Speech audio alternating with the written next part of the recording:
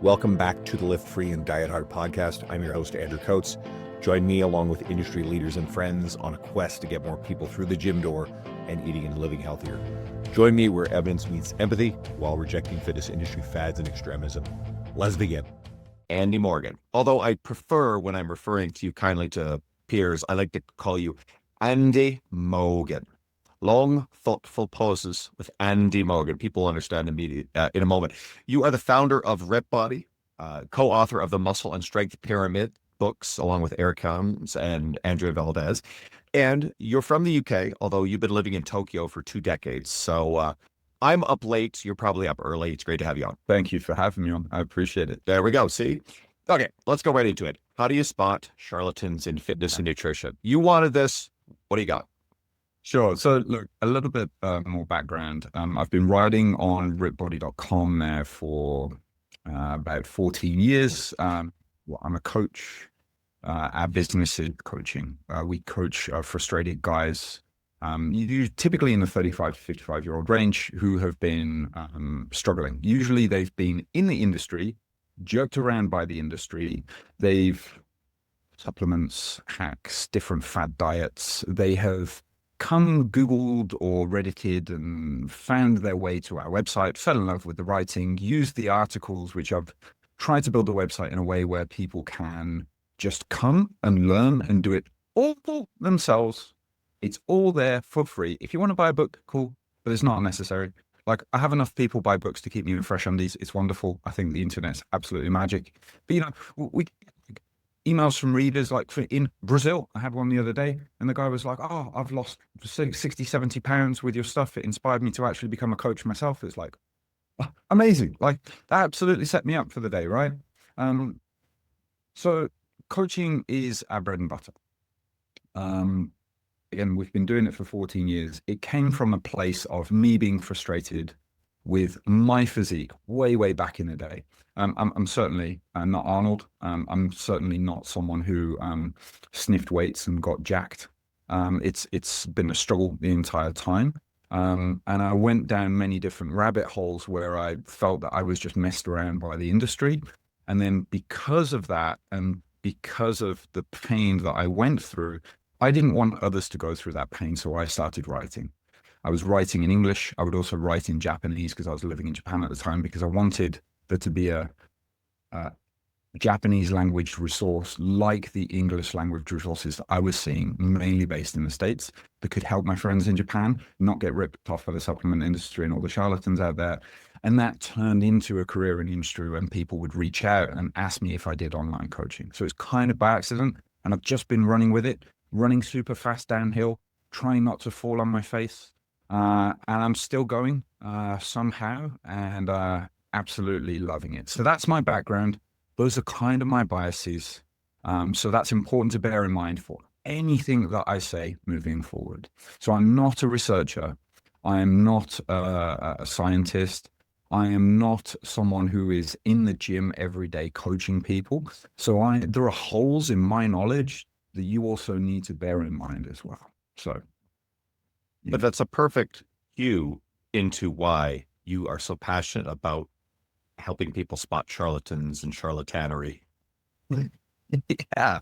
Like, you know, so it's a big problem, right? So if you don't know how to spot this, then you're forever going to fall prey to these people. And the longer that's happening, the more time and the more money that you'll lose. And the risk is that, and the real sad thing is that people, they get sucked in, ripped off and spun out. And then instead of finding a better way, a more data-driven, logical, evidence-based approach, they end up just thinking, hey, this fitness thing, this health thing, this longevity thing, right? This isn't something for me. This isn't something that can happen to me. It's something that only happens to other people. F it, I quit. And that's a really sad thing. This episode is brought to you by Macros First. I've always struggled with nutrition tracking apps, even the slightest hassle or friction, and it breaks my habit. That changed with Macros First. When I tried it, I told my friend, the founder, Jacob, quote, this is, well, let's just call it a certain other app on steroids. It's the easiest app to use, and it has a free barcode scanner, which if you use tracking apps, you know this is a really big deal. I recommend Macros First to all my clients and friends, and even had them sponsor my 2024 conference. Here's an example feature I love: auto-calculate food portions. Let's say you've got 30 grams of protein left for the day, and you're thinking, how much chicken breast do I need to hit that?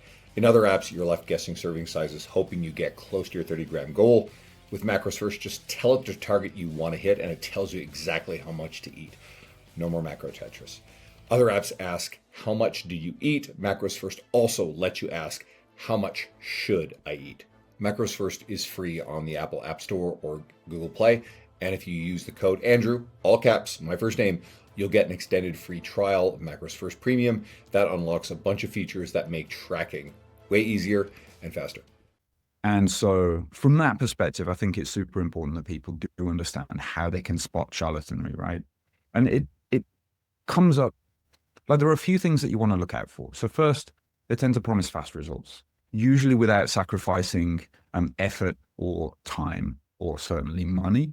Although they don't tend to lean on the money card too much, because that's where they get to sell you expensive stuff that you don't need, right? So if someone says that you can get shredded in 30 days without changing your diet or lifting properly, or frankly, that you can get shredded in 30 days if you're not already ripped, right, then it ain't going to happen. Like, they're full of shit. Move on. This is the if it seems too good to be true, it is philosophy. Like, it's absolutely rife here. Like, when you're looking at the latest crypto/meme coin, and you're looking at that with a bunch of heavy skepticism, despite not knowing necessarily how crypto works or anything about that specific coin, when that's like, there's a strong whiff of bullshit there, right? This is that, like, spidey sense that you have there, you can have it for this fitness stuff as well, right? And that is, if it seems too good to be true, it is. These people tend to focus on hacks. Anyone who uses the word biohacking, generally full of shit.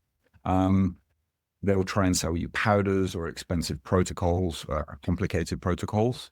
There is nobody that either of us know that failed to achieve results because they didn't take a supplement. They were always going to achieve incredible results. That's profound. Like, even that statement in isolation is profound.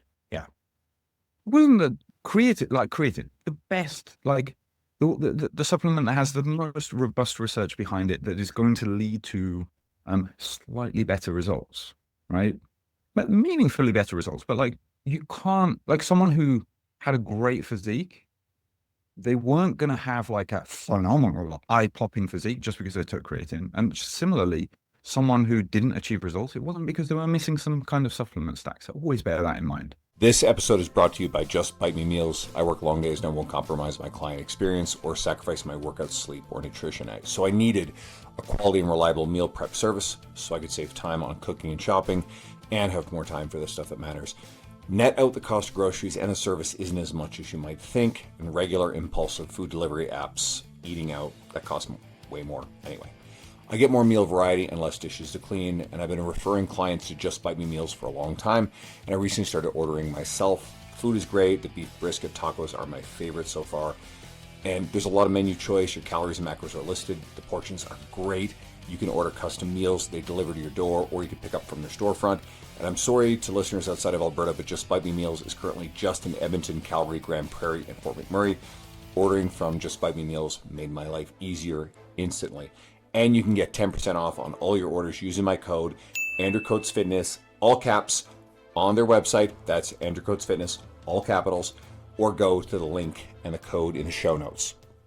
Usually when you're looking at these people, if you follow, they're not always going to say it up front, but if you dig and look at how they make their money, if it ends in supplements, well, then that's a red flag that you probably can't trust them, because they're biased, right? Their biases are going to get them. Next point, they talk a lot, but they show very little, especially long-term client results. So if someone claims to be a coach, but they can't show a dozen or maybe even hundreds of results, then maybe hundreds is a little bit unfair, because, you know, like, not every client wishes or is happy to be shared. But if they're a coach, they've been doing it for a while and they can't point to dozens of actual results, then they're probably more of an influencer than a coach. And you know what? That's a tricky one because I'll add nuance. Because I know for me, I don't do the before and after thing. And in fact, I think that it sends a signal to the kind of clients who want to work with you that you're not going to just take photos of them and use them for your marketing. So I think there's obvious nuance, but at the same time, I try to put up video of my clients lifting, and I actually like to show people being strong, which is the type of results I want. And Larry, of course, is the poster child for anybody who sees my media, right? And there's a lot of my clients just like quietly want to exist, and I would actually kind of like to share more of them. They don't want to be on camera. All good. But there's a bunch that I try to share. And, I've been doing that for so long that I think that's solid. But I think that almost is more attractive now than necessarily just the before and afters. I think the before and afters can be great, but I think as a social proof, I think there was a time, I remember Renaissance periodization would have walls and walls of them, but then you get these influencers that were stealing them and posting them, which is also a problem. Yeah. Yeah. That's why I always would watermark mine. There was this supplement company. They took actually ripbody.co.uk. They took my photos and they were selling supplements. And they were billing people and then not putting them on a subscription, and then it would refuse to cancel their card. And I was complaints from that. I ended up buying that website, rather the URL when it expired. But I was in a position then. Okay, will dial back what I just said, and I'll say, if you, rather than showing long-term client results, if they can't show a bunch of happy people, whether that be in video form, whether that be photographs, whether that just be text testimonials, or like, hey, yeah, you could speak to this if you're in person in the gym. It's like, yeah, no worries. 1 second. You walk over to Pamela. It's like, hey, Pam, I've got a prospective client here. Would you mind telling them what it was like to work with me? Like if they're working with you for a long time and they're a fan, they will happily do that, right? Generally. And obviously, Pam, and it's very likely to say yes, and you haven't put them on the spot. You've got the double opt-in, right? You allude to something I want to make clear. We often exist in a space where we think that everything exists online to sell online. And I just had my friend Andy McCloy on, and if anybody listened to that episode, we talked about how a lot of coaches, I think, and again, I want this more about the end user, but the end user, I hope will understand. A lot of coaches go into the online space and create a lot of content in order to try to build business and gain attention online. Jonathan Goodman's book, The Obvious Choice, talks about this and the flaw in this whole model. And what Andy and I talk about is, and the way I've done things is, I've been busy full-time in person for a very long time. I was posting on Facebook, but I had no Instagram profile, and word of mouth has continued to fill my business. Do I get some stuff via online? Sure. It was my women's program primarily through online. Absolutely. But I'm as busy as I need to be in person by word of mouth, which is the very definition of what you said, which is someone saying something. So a referral is the ultimate social proof. We don't always see that online on someone's media. That stuff happens behind the scenes, but that'll fill a business. And I think it's still the best way. Yeah, I fully agree. One more point I may add on this. Yeah. So generally they'll fearmonger rather than help simplify for people. So let's say someone's saying that seed oils are the things that will kill you, and they're the ones that are making you fat. For example, I'm just saying that because this is like the latest thing that people are latching onto, and it tends to come in cycles. So this will probably come back in 20 years when everyone's forgotten about it, right? But we've been in the industry so long that we see these recurrence. It used to be keto, which came from, 20, 30 years ago more, when we were talking about, okay, ketogenic diets. Obviously, their brand is something else, Atkins. And then this came from research that showed that it was helpful to help control epileptic seizures in children. And then, was it adults as well? I don't know. I'm not a medical doctor, so we'll hold that point there. But they will tend to point to one thing, and one thing alone, as the thing you need to focus on. And that's great great for them because it makes them huge, because it's simple and people latch onto simple things. So it gets them a core group of fans. They have their now core group, and they also have a place that they belong in the industry. So they can latch onto other people's fans. It's another obvious follow for people who are already into the seed oils are the devil kind of mentality. And It's kind of also, like they it's kind of like hated- when oh sorry. I was gonna say it's kind of like when the Food Babe and David Avocado Wolf and Joseph Mercola, who are all complete charlatans, are all sharing each other's stuff and supporting each other. Yeah, I know. Yeah, I'd say so. I'm not familiar with those. Oh shit! I'm surprised. And there, I know the names. I'm not specific. I haven't witnessed that myself, but like, yeah, exactly. So if you want to Google quickly on your phone as you're listening to this, when it's safe to do so, if you're in a BMW going down the highway right now, then maybe take another 20 meters back off of the person's bumper instead of just 5. So is that a stereotype in Canada or the States that you have BMW drivers outrageous? I'm getting my point lost. Ignore me. Just quickly search for map of the causes of obesity or obesity causes map, and it's going to come up with this incredibly complex diagram. And my point here is that people who point to singular causes of problems, they're full of shit. Because this stuff is very complicated. It is a conversation, not like, okay, this is a problem, that's it. That tends to be how you would spot charlatans in fitness and nutrition. Yeah. I find it fascinating to even imagine where the charlatans come from. So, and I think this might help the end user recognize why some of them are so compelling. Do you think that a lot of these people come right out of the box and go, I'm going to rip people off? Or do you think that it's a slippery slope that well-intentioned people who themselves have been duped and misguided into things? Or I think, and I talked about this with Sean Hyson, but we can use the carnivore diet as an example, where someone just feels shitty because there's something in their nutrition that just isn't super great. Or maybe that they've been hypercaloric and they've gained excess body fat over time. They just don't feel good. They're metabolically unhealthy. And then they strip out a lot of calories, but maybe there's some sort of FODMAP ingredient along the way that just makes them feel kind of rotten all the time. And all of a sudden that goes out. A lot of babies go out with the bathwater on that one. And then they just feel better on carnivore. And all of a sudden they're converted. They're going, this is the greatest thing ever, irrespective of their long-term blood work that might not get so pretty. So do you think sometimes it's well-intentioned people who just fall down a slippery slope? Yeah, I do. I would say that people tend to fall into one of 3 buckets. The quote-unquote charlatans. There's the naive enthusiast. I was one of these. I'll come back to that in a moment. There is the opportunist. And then there's also the clout chaser.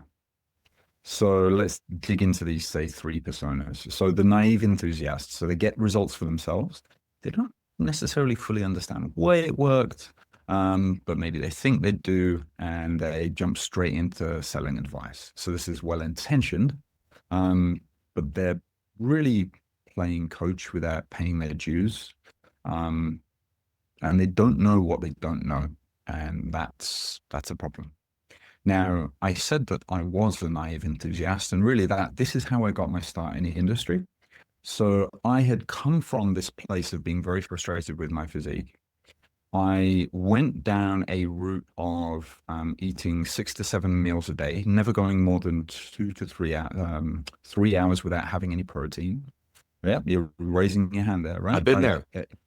Yeah, it was a thing. Like, I was someone who had fought for all of my mediocre gains, like of training over those last 8 years.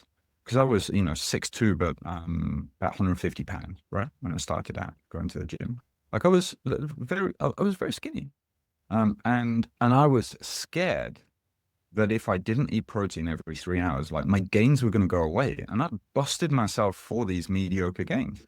So I would, even if I go for, say, long motorbike rides, I'd wear a fanny pack. I would put in that fanny pack a half-liter bottle of water and a protein shaker with a scoop and a half of whey, because I had to have it. Otherwise, I'd go catabolic and lose my gains, Andrew, right? This is scary. Okay, so I'd been totally brainwashed there. I would then went on the internet, and the internet, specifically bodybuilding.com, it said to me, well, you know what you're missing? Your pre-workout, your post-workout, your dextrose, you're missing the creatine, you're missing a different special kind of creatine, you're missing this, you haven't taken that. animal pack. Geez, you're taking just a multivitamin? You fool. What you need is a whole pack of, which is sold in a big tub. Yeah. And you're seeing my good friend from university, Frank McGrath, the bodybuilder with the crazy forearms, in those animal pack ads, right? That's where he was. Yeah, He's yeah. an old friend of mine. Yeah. Well, honestly, like this fella, like I didn't know his name. All I saw was those ginormous forearms, and I was like, "Well, okay, this picture equals that. Yes, yes, yes, please." Right. So now I'm taking that, and then they started coming out with, say, animal cuts, which was a different pack of multivitamins that was if you wanted to get shredded, and then they had animal. There's another one, I forget what that was. So now I was taking both, right? Because honestly, I want to get shredded. I'm jacked, right? And so I'd essentially found out at one point that this was all really a lie.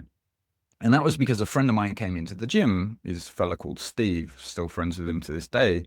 He came into the gym, this hardcore bodybuilding gym that we'd both joined, where everybody would just get shredded for summer like clockwork because they got their shows. Like there wasn't a mystery to them. And he would come into the gym and he was like, yo, I haven't seen him in a while. It was like 8 weeks or something. I haven't seen him before. Lifts up his shirt. He's shredded. And he's been like, 2 meals a day, bro. And I've been eating pizza. And I was like, what? And he said, no supplements either, just creatine. I was like, what? And he said, yeah, go to leangains.com. So now I start reading about this Lean Gains thing, which is Martin Birkin's website. And Martin is talking about how, look, the supplement industry is full of shit. You can really just eat 2-3 meals a day and you'll be fine, which generally speaking, I would say that's pretty good advice because it simplifies things for people and makes adherence much better. But then he went a step further and he started talking about how there may be potential benefits to intermittent fasting, which is where you, in his style, you would skip breakfast in the morning. And then that may then allow you to burn more fat. I picked up on that. I did that. I got in great shape. It simplified everything for me, got in great shape. And I thought that it was the intermittent fasting that was doing this, but actually it came to be that it was just a simplified meal pattern and the improved adherence that that allowed for, as well as saving a whole bunch of money on the supplements, which was essentially driving this. And so there was a period of time where there wasn't enough evidence against it. But then as the evidence came out saying, it doesn't really appear that there's a difference here, I was preaching about how IF was amazing. I certainly had more cautious wording than most, but my website was one of the most popular at that time in the world for this type of intermittent fasting, skipping breakfast. So after Lean Gains, people would find me. After 16.8, people would find me maybe third or fourth in the search. And so I then had to back out of this position. And I could have leaned well into it. And in fact, a few years later, it got even bigger because some better marketers came along than Martin Birkin and made it even bigger, this 16.8 diet. 16 hours of not eating and 8 hours of eating. Basically, you skip breakfast, right? But I had to back out of that when I realized that actually, it wasn't intermittent fasting. But I still do have my writing on there. It's just been adjusted. And I still do say to people, hey, this may be something that you could try if you've been struggling with consistency with your meals.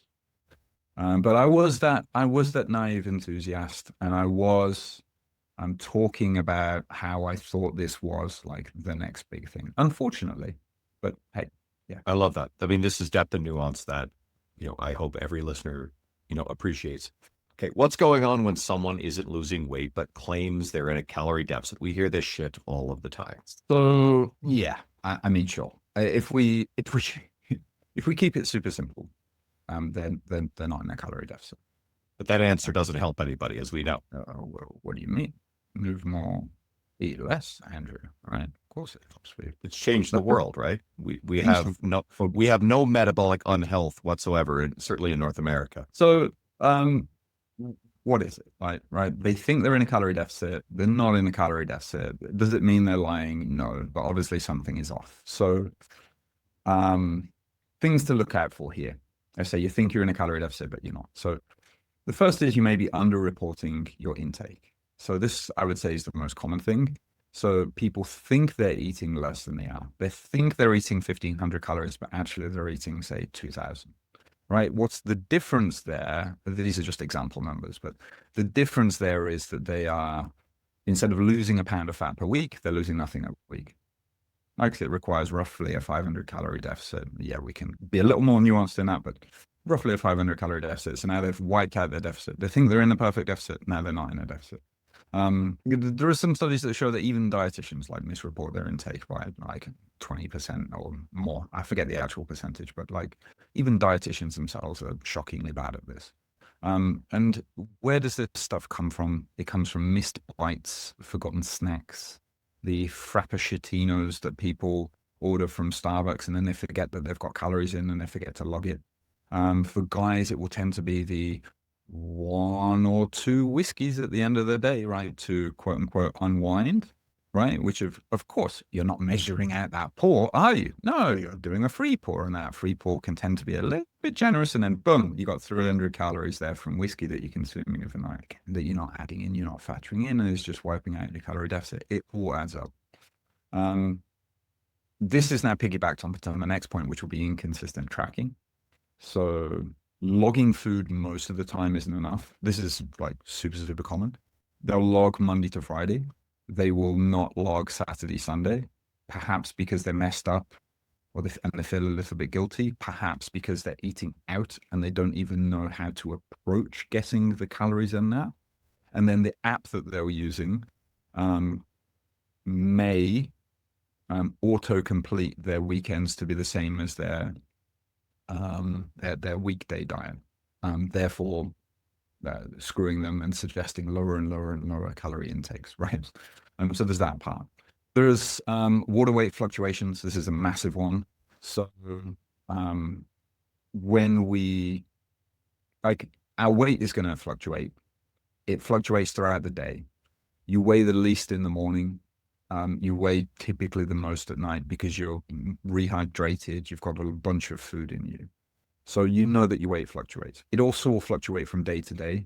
It will also fluctuate from week to week, especially women with their menstrual cycle. They hold on to more water during certain times of their menstrual cycle, right? So people will try to look at data points that are too close together, or they'll try to look at sporadic data points and infer from that whether they're in a calorie deficit or not.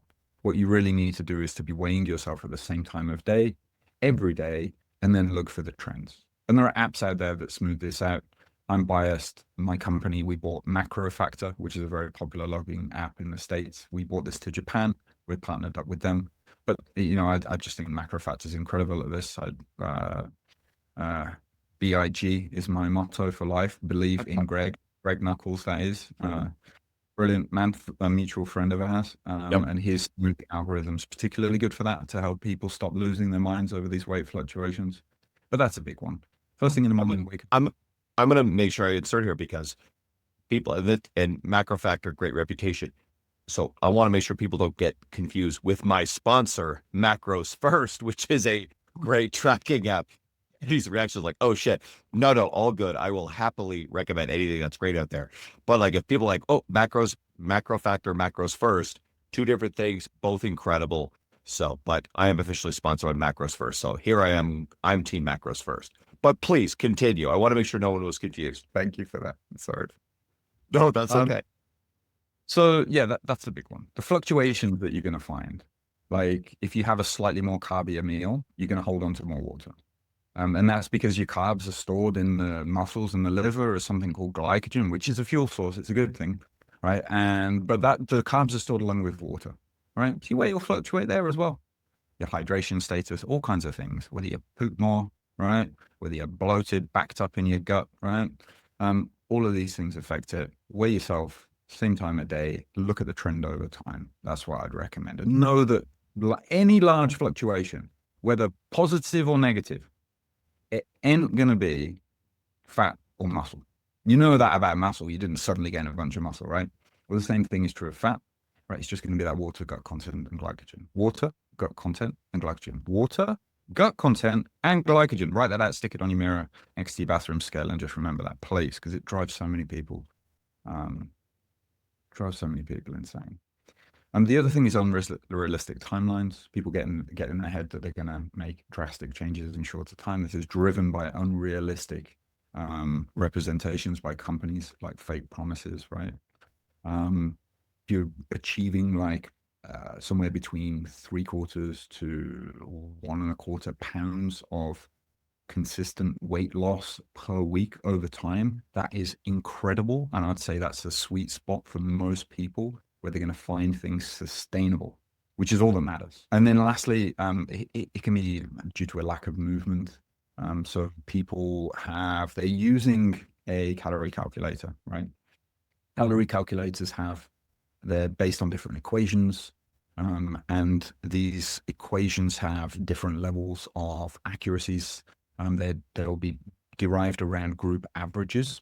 You will then you'll select by yourself an activity multiplier. Are you sedentary? Are you sedentary plus lifting? Are you lightly active? Are you moderately active? Are you highly active? Well, depending on which setting there you choose, which is a little bit arbitrary, you may end up with a vast overestimate. And your metabolism also may not you just may not burn as many calories as other people. So there is a band of, there's a range of error on all of these things. And if you're hoping that you're mid or top, or you don't even know about the band, but actually you're low, then you might have calculated that 2,000 calories each day is what's suitable for you to maintain your weight. You're then taking that 2,000 number and subtracting 500 calories to be what you think should be the perfect 1 pound of weight loss per week for you, when actually it's overestimated. Your maintenance right now is roughly about 1650. That's only going to lead to about 1/3 of a pound of fat loss, which isn't going to be distinguishable from the noise of the regular fluctuations. And actually you would need to eat lower, which is going to be very difficult.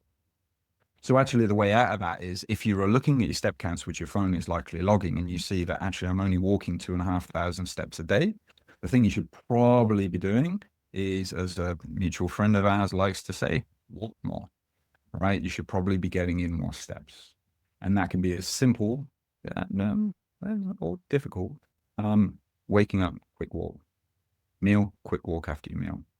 And every meal, and then maybe a low quick walk at night. You do an hour of walking, that's under 6,000 steps. That's going to make a meaningful difference to you. And that may help you if you do find that you're having to eat so little that life is really hard. All these things together, that's why people get the idea that they're in a calorie deficit, but actually. Why shouldn't people add back the calories burned when they're tracking their nutrition? Yeah.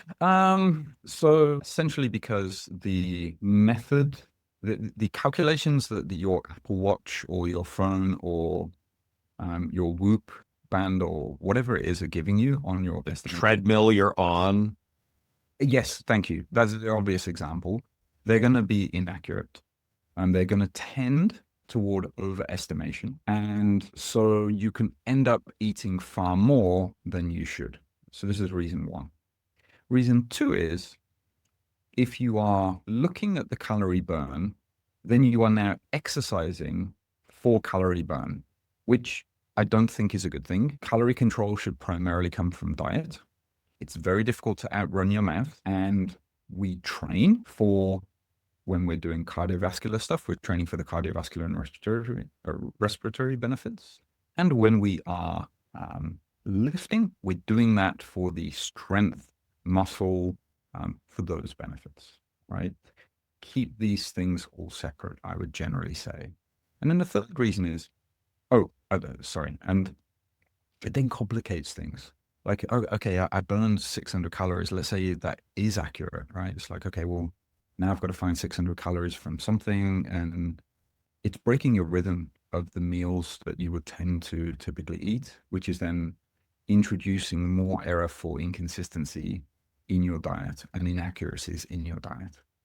And the third thing is, it's just simply unnecessary, because if you go into the gym, say 3 times a week to lift, and maybe you're going twice to do a bit of cardio, whatever it is you enjoy, or running outside, and you're keeping that consistent, well, then although your activity levels on any given day may be slightly higher or lower, on average, it's going to be the same. And from this baseline, you can then adjust your overall calorie intake and get to where you want to be with your weight. So let's say you go for a hike on the weekend and it was a, I don't know, couple of hour hike, for example, right? Nothing too extreme. Do you need to eat that back? No, I wouldn't say you do. It's only at the extreme ends that you might consider then eating more for that. Beautiful. How can people maintain muscle mass when cutting for fat loss? And what's an appropriate rate to aim for when cutting? Yes, so three things, and this order of importance as well. So you need to tell your body why it needs to hold on to the muscle. So the best way to hold on to muscle mass when cutting is to be super, super fat, right? Because the body's going to, you're wondering where I'm going with this one. Right, okay, so step one, right, Krispy Kreme donuts every morning for a year, okay? Right now you're 400, 500 pounds, well done, okay? You've done the super bulk. Your health is ruined, but whatever. Now, your body's going to burn fuels in roughly the ratio and ease that it has them available. Well, you've got an abundance of body fat from which it can rip energy from. Like, so it's going to tend toward pulling it from your fat stores rather than your muscle. So then the leaner that we get, the more at risk muscle becomes. So that's one thing to bear in mind. Now, one thing that reliably, and I'm going to come back to that point because it affects the rate of weight loss that we aim to shoot for. But one thing that reliably stops us from losing muscle mass is by signaling to the body the reason that we should keep it, and that is resistance training, okay? Don't use it, you're going to tend to lose it, especially the leaner you get. This principle applies here. So signal to your body, train sufficiently hard enough and often enough so that you keep your muscle mass. Yeah. And this is a big problem with Ozempic in the absence of resistance training, right? Everybody is having this fear-mongering shit about Ozempic. I've got an episode with Dr. Crystal Guevara on this a while back. Message me, I'll send it to you guys. But and as I understand the data, if you are resistance training and the calorie deficit from Ozempic, like just suppress your appetite versus what you would have dieted anyway, the fat loss and the muscle loss will be equivalent whether or not you're actually resistance training. So it's not Ozempic that's preferentially causing you to lose muscle mass. It is the actual calorie deficit. Resistance train while you're on Ozempic, if you are, to preserve your muscle. There's a lesson. Yeah, so this is going to tie into the second point here, and that's so first, make sure you're strength training, and second, make sure you're losing weight at an appropriate rate. Appropriate rate is scaled really to your body weight and how fat you are. Or rather, sorry, I don't actually like that language. How much extra fat mass you carry. So technically, 0.5 to 1% of your body weight per week, if you stay in that range, you should be fine. As you're getting towards your abs starting to show through, more towards that 0.5% of body weight per week range. So what does that mean? Let's say that you started out at 250 pounds. Then you might be able to lose 2.5 pounds per week without losing any significant muscle mass.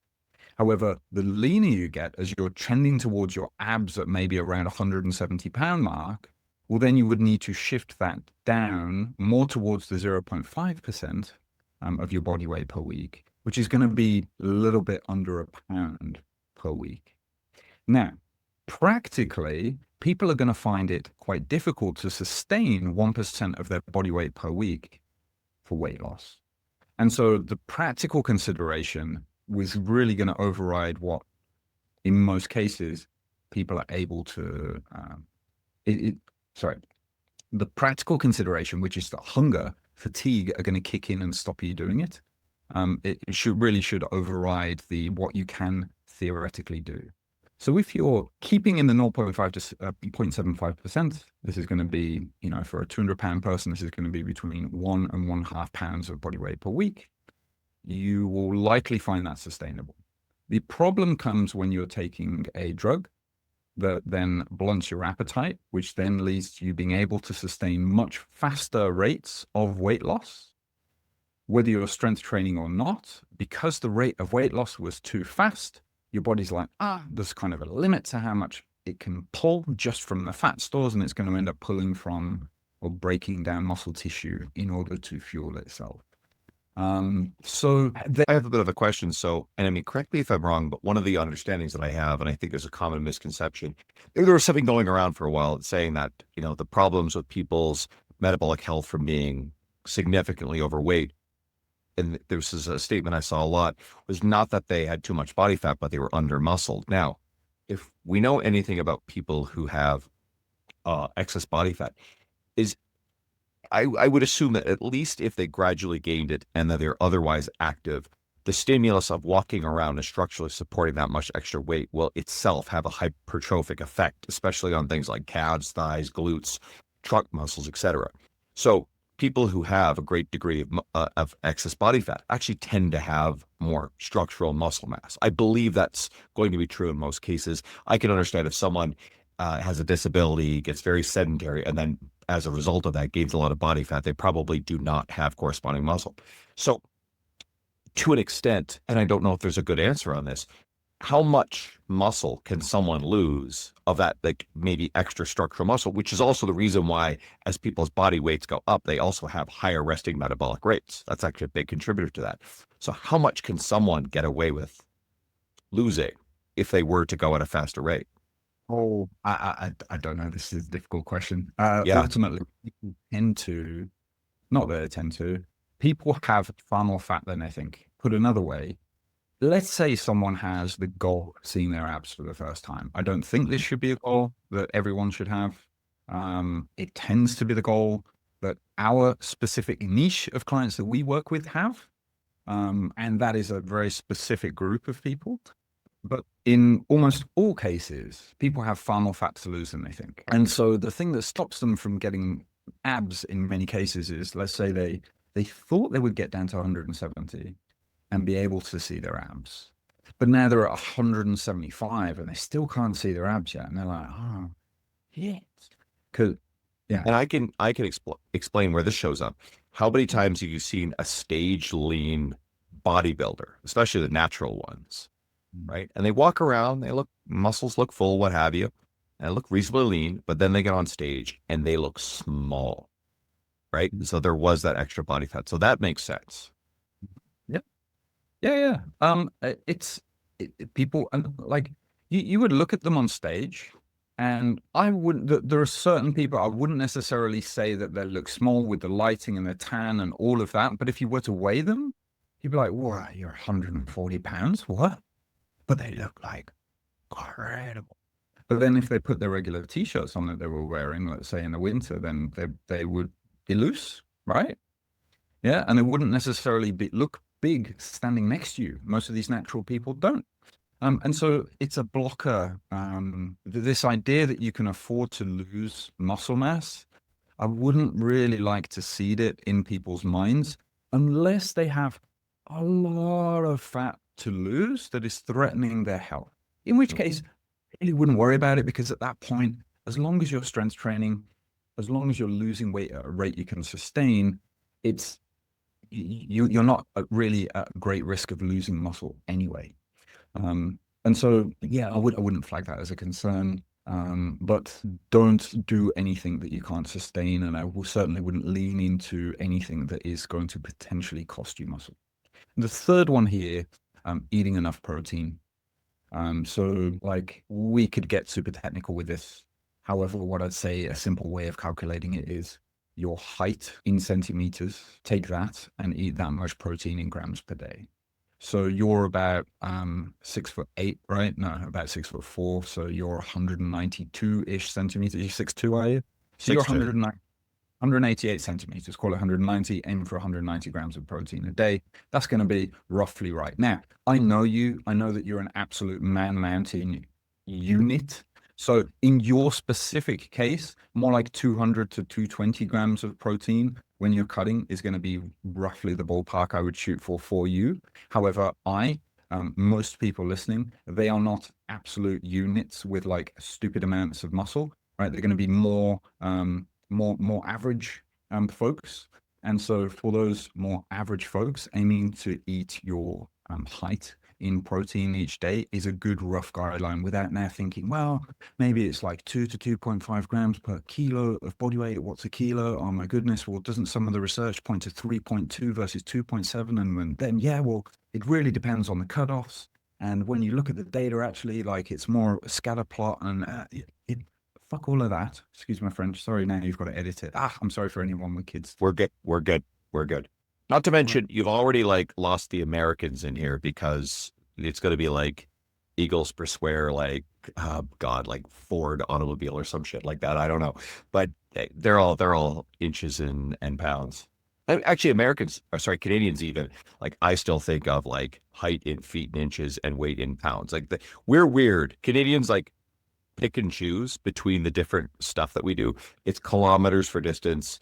We're still like liters of milk and gas, not gallons, but the height and the weight one, we still go kind of off metric a little bit, but I digress and side quest. Yeah. That's really all I got to say. So just to summarize, make sure you're strength training, make sure you aren't cutting too aggressively. And a third point, but more of a distant third, make sure you're eating enough protein. I will add in here, if you are coming to the end of the day, you realize, I've fallen short of my protein target, but I've nailed my calorie budget. Let's say you're counting calories. Should you eat more protein? No. Calorie budget is the most important thing. Just try to bump up your protein the next day. And it's a work in progress, right? It's a distant third. Protein is the distant third there. All right. Speaking of protein, the myth, whether it's 30 grams of protein in one meal is the cap, or I've heard lower. And there seems to be all sorts of confusing stuff here because I know there's nuance. Is there an actual theoretical limit? And what's the most ideal distribution probably across a day? I'd say to be optimal. What really matters here? Yeah. So short answer, no. If you split your protein target, which we've already talked about, height in centimeters, if you were to split that over anywhere between 2 and 4 meals each day, you're golden. That's really it. Now, where does this idea come from? Well, there's this idea that we don't absorb all of the protein that we eat. This came from research that was looking at muscle protein synthesis. So this is how much muscle was created. And there's research comparing, I think it was 20 versus 40 grams of protein intake. And it would look at the differences in muscle protein synthesis over a 4-hour period. And what researchers found was that it didn't seem to make much of a difference as the total protein intake went towards 40 grams. So then this idea came out that, okay, well, make sure you don't have more than 30 grams in a meal because it's going to be quote unquote wasted because muscle protein synthesis is going to be maximized there. Well, that looks at protein through a very narrow perspective.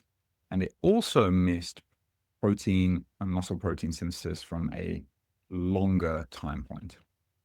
So what happens past the 4-hour mark? Now, one thing I'd like to say here is, if you have to eat 30 grams of protein at a time, and you know, quote unquote, know that you should be eating, I say 150 grams or 210 grams a day, well, what does that mean? It means you've got to have 5 to 7 meals, which is going to be particularly difficult, evenly spaced out, which jumps right into the loving arms of the supplement industry and then wanting to sell you different meal packs or protein bars or all of this shit, right? So what's, it was very convenient. And so a lot of marketing leans into this idea that protein will be wasted. But you've got to remember that protein is not just used for muscle protein synthesis. It's not just used to create muscle. It's used for healing and tissue repair, enzyme, hormonal production, general protein turnover across the body. There's a protective effect when we're dieting to having extra protein. And sure, some of it is being oxidized for energy sometimes, but that's not wasted. Now, what happened was that Tromelin and colleagues came along in 2023. And then what they did was they looked at higher protein amounts and then over a longer time period. So instead of just looking at either 20 or 40 grams, they looked at, what was it? I've got a note here, 100 grams of protein And then they looked at the so much larger responses of protein, so different amounts up to 100 grams, and they looked at the responses over 12 hours. And what they saw was that actually the larger the dose, the larger the muscle growth. And so this really kind of put to bed this idea that we should only be eating 30-ish grams per day. And so therefore, if you do want to keep things simple and just eat 2 meals a day, I wouldn't necessarily stretch to 1. You could 3, maybe better, probably a little bit better. Certainly if you're bulking, doesn't seem to make too much of a difference when you're cutting. But really go with your rhythm of your life. Adherence is the most important point there. So the fact that I will sometimes buy a rotisserie chicken and eat it in one serving. And so I confess, some people won't appreciate this, but I usually wash it down with a can of cranberry sauce. That's the way that I do it. Okay. So there's a lot of calories in there. Okay. So that's actually totally fine, is what you're telling me. How much do you weigh? About 245 pounds, give or take. You're lean-ish. Like you've been up to 260, was it? Like if you were shredded, you might be 220, 225. That's probably right. I mean, at my biggest ever, I was probably walking around at a pretty lean 260. But yeah, I mean, I'm getting a little older now, so I've deliberately been allowing myself to gradually lose a little bit of size. So okay, it's maintaining your size, right? That was going to be my point, but now you just shot it for help. But yeah, no, you're not wasting. You're absolutely not wasting it. It is still being used. So have at it. I mean, I'll be honest, given the protein intake the rest of the day, I'm probably grossly overshooting my daily needs. But outside of the economic financial cost of that protein, and as long as I'm not overshooting my calorie needs, which again, I'm doing fine on that, then I don't think there's a downside. No, absolutely. If that's your preference. Now, the one caveat we throw in there for people is that, Andrew, you're a large person. You're going to have a larger calorie burn than the average person, larger calorie needs than the average person.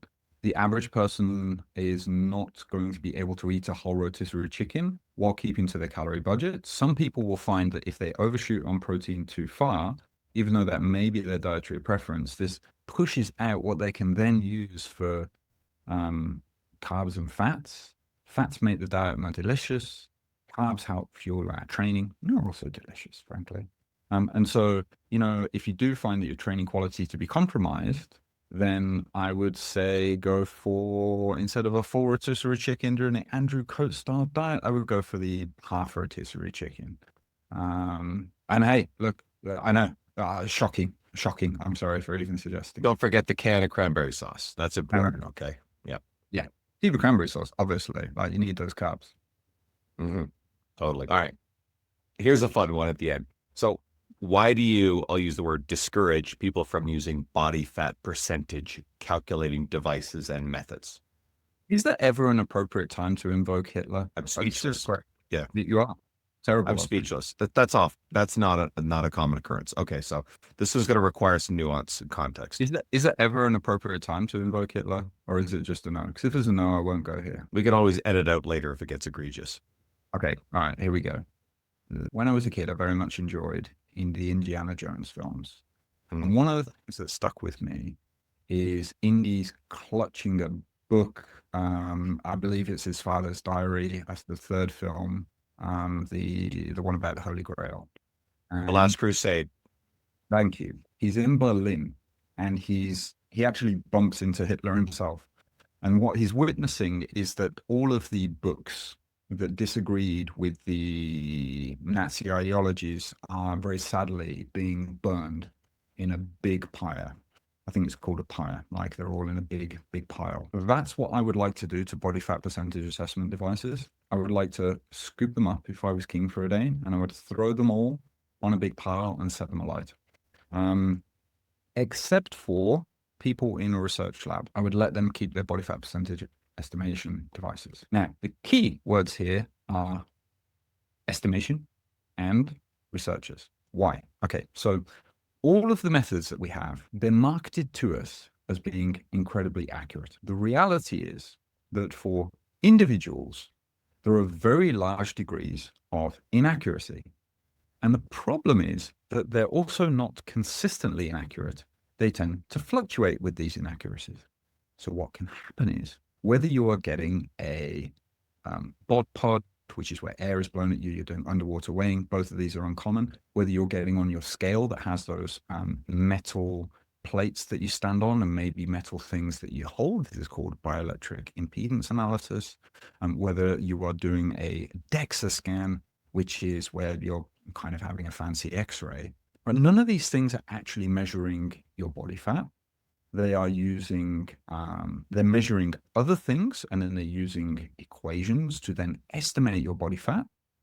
And there are inaccuracies based on your hydration level, gut content levels, all of these things. And even if you try and get those consistent, there are still inaccuracies here. So we are told that they're super accurate, but on an individual basis, they're not. And in fact, the margin for error in these things is larger than or rather, the noise is larger. The potential for noise is larger than the signal at any given points. They're basically useless for trying to assess your progress changes. So if we were to take, say, a DEXA, you might weigh yourself you might do yourself today, you might do yourself tomorrow, and it says 12%, it says 20%. Obviously, that's ridiculous. We're talking about the wider ends of these inaccuracies and errors. But let's say it was 2 months down the line, you might measure yourself as being 16% at the start. You then measure yourself in your 12%, like in 2 months. That might be realistic, right? And then you measure yourself a month later, and visually, like you are equally lean or leaner. But your DEXA, which has been sold to you as infallible, and it's also expensive, so you've got now quite a bit of skin in the game, right? This is now telling you that actually you're 14% today, and you're like, fuck, wow, what has gone wrong with my training? What have I done wrong with my diet? Oh, I introduced this thing, or I've started eating cod. It must be the cod, right? Because shithead dipshit on Instagram said something about whitefish, which is, I don't know, I'm making stuff up here, right? Or seed oils, right? It was the seed oils, right? And now you're trying to look at everything else rather than actually the body, realizing that it's the body fat estimation device that is throwing you off. So these devices, they can be great. Some of them can be great in a lab setting for estimating changes on group averages, but for an individual, they're essentially worthless, and they make people bark up the wrong tree. They make people lose their minds about their progress, and it's just really, really sad. It makes me very sad. All you need is to take scale weight trends, your strength in the gym, progress photos, but better than progress photos, body measurements with a self-tightening tape. Ideally, I would do it at your chest, so that's chest and back, your legs and arms in the same place when flexed. I would do it at the navel. I would do it at the waist, and I would do it also 3 fingers above the navel and 3 fingers below the navel. And that's because fat tends to generally come from top down. So as you're starting out, you're going to get more in those upper measurements than lower. And then as you're carrying on, you're going to get more in those lower measurements than the upper. So obviously depending on how lean you get. So you don't need any of these devices, and they're more likely to throw you off and cause you a headache than anything. So that's my mini rant on body fat percentage devices. Well, I love how you started the episode by, highlighting the problems with absolute language, and then it lends credence to just how, a statement like worthless, but it just shows the strength of your breakdown and argument of it. So we'll have some fun with you there. And the whitefish thing, you made me think of the old bodybuilder belief that tilapia thins the skin. Every bodybuilder that I know used to believe that bullshit, right?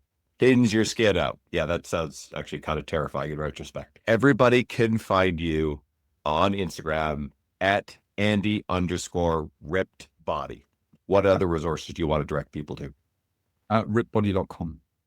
Just go there. If you want to take our 15-day or get our 15-day kickstart guide, just go to ripbody.com, drop your email address in the box there. So this is something I've been now working on for 10 years. I've been consistently improving it over time. You will get our training programs, which are taken from our muscle and strength training book, adapted from there. you will get the frameworks for thinking about your nutrition and calculating your nutrition. Well, thank you very much, Andrew. For anyone on audio, yes, I'm holding up the muscle and strength pyramid. And yep, there's Andy Morgan's name on it. So yes, I own a copy of that. We've also got then essentially a course on the mistakes that people typically make and how to avoid them so that you essentially start breaking through your plateau and kickstart a full transformation. So yeah, ripbody.com, if that interests you, of course. It's been great to have you on. I mean, you're probably the person who came in the most prepared out of every guest I've had in a very long time, which I appreciate it. I mean, it shows. And I kind of feel like people are kind of like looking at their watches going, wow, like, Jesus, where'd the time go? Because you have a captivating presence, my friend. So I love listening to you. And for everybody listening as well, please go follow Andy. Andy was cool enough to come from Japan to come to my conference, fly over to Edmonton in 2023. But we originally met in 2017 at the Kansas City Fitness Summit, where I met so many of my good friends in the industry. And I was actually just back with a few of them in Vegas, including Jeb Stewart Johnston, who I will get on here in the not too distant future. He's a beauty. And Derek Stanley. I'll bring Derek on as well. So there's a little bit of a meeting of old friends. So Andy, thank you. You do great work. That's why I had to share you with the audience and everybody. Please go support Andy by going giving him a follow at the very least. So thank you, my friend. Appreciate it, Andrew. Thank you. Thank you to everyone listening.